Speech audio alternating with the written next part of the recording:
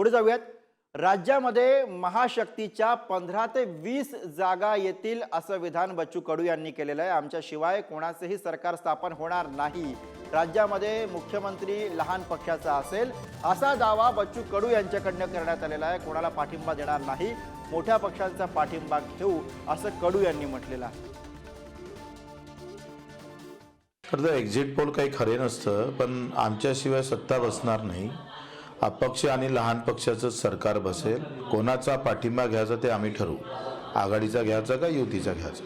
आम्ही मोठ्या पक्षाचा पाठिंबा आम्ही घेऊ, लहान पक्ष आणि अपक्ष हे सरकारमध्ये राहील। मुख्यमंत्री कोण असेल?